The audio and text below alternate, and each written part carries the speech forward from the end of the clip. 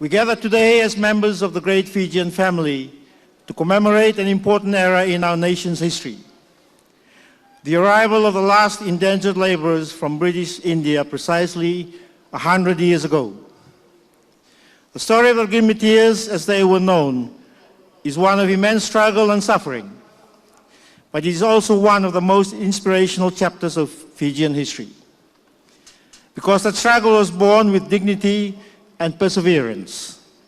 And through sheer determination and hard work, the Girmitiers eventually triumphed, a triumph of the human spirit in the face of terrible adversity.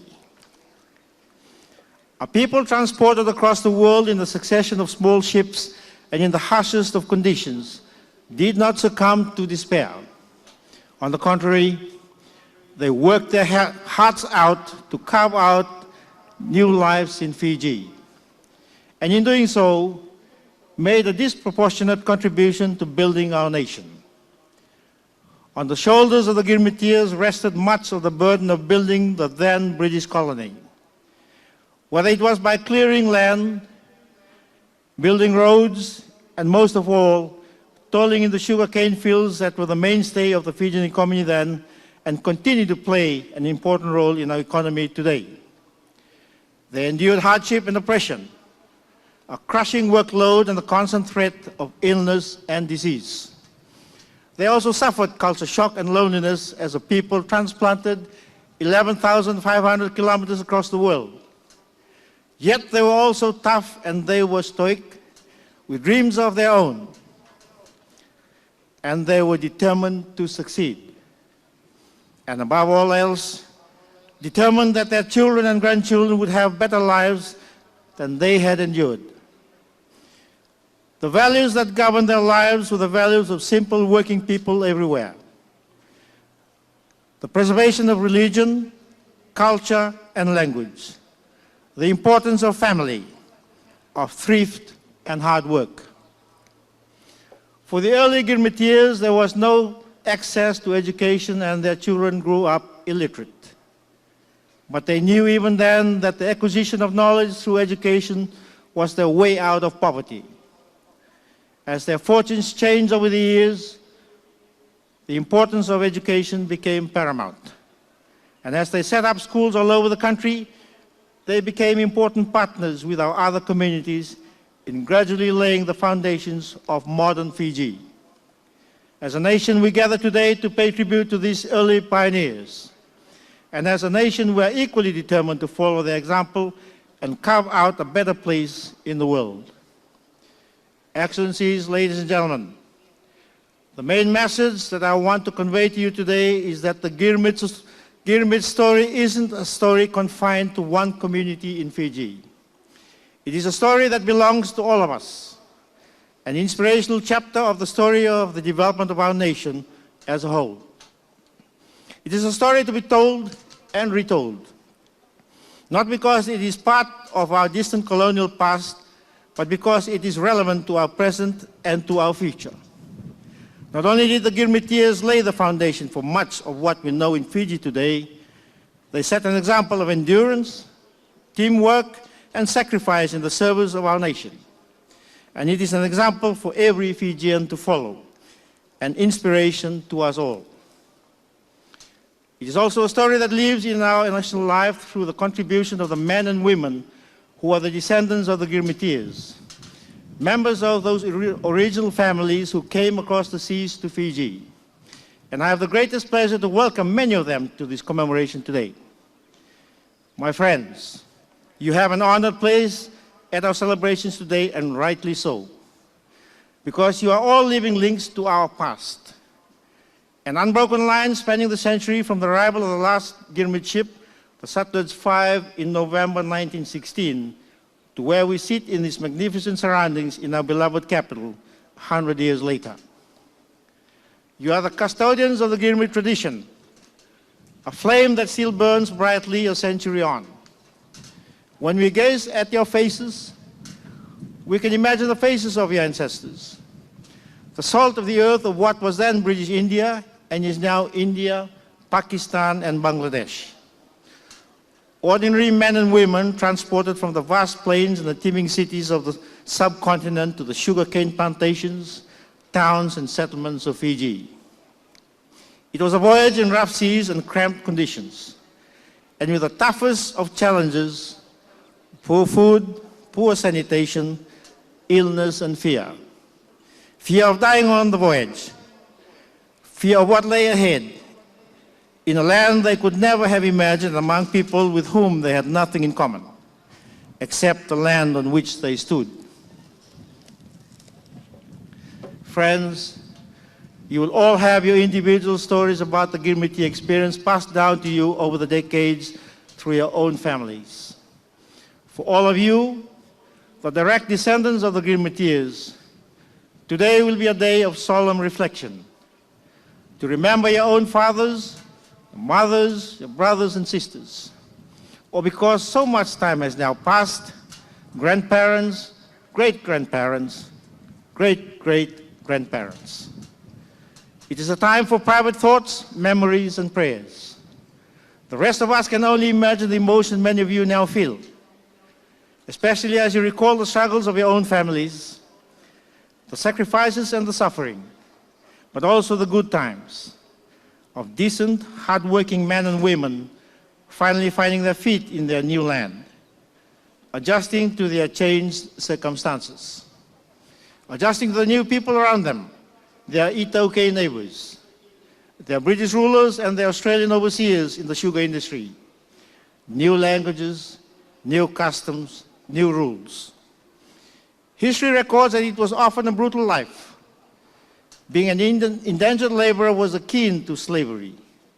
They were exploited, forced to work punishingly long hours for a pittance, and they were beaten. Their pain and suffering can only be imagined. Not only the poor treatment they received, but the loneliness, the isolation. 11,500 kilometers from their families back in British India. Some Girmitiers were eventually able to return after they had served a further 5 years on top of the original period of indenture. But for others, the cost of returning was simply beyond their means, and they had no choice but to stay and make new lives for themselves. Excellencies, ladies and gentlemen, it has been a long, painfully slow journey, and we must never forget the challenges that the Girmitiers and their descendants have faced. Even when they were free, the 1920s were not an era of easy travel, and many never saw their loved ones again. But they were tough people, resourceful people, adaptable people. And as the years passed, many of the Girmitiers finally came to feel at home in Fiji, and to feel that their futures and those of their descendants lay here.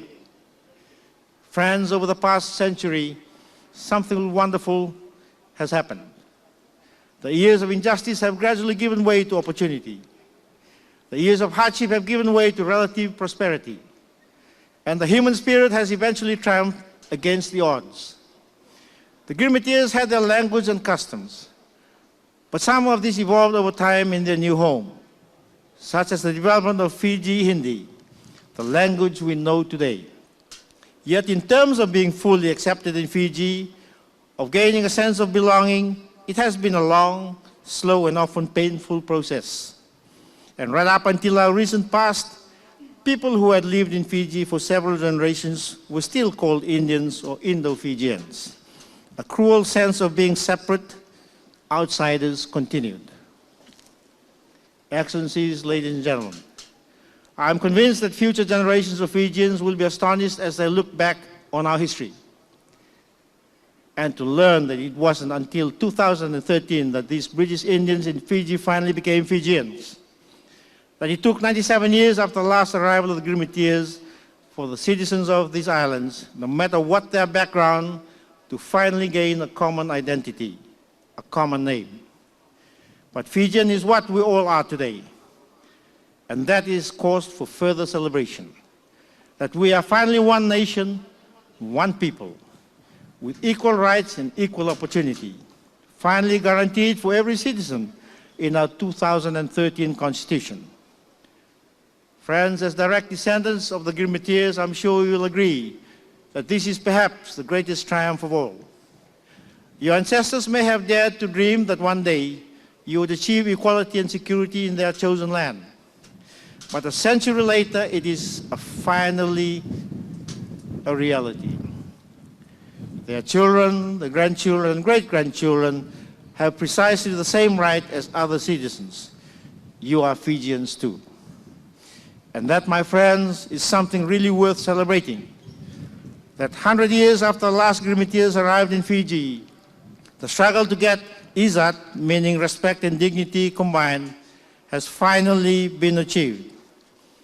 You are no longer Wulangi, no longer outsiders, no longer marginalized, but equal citizens with the same rights and responsibilities as every other Fijian.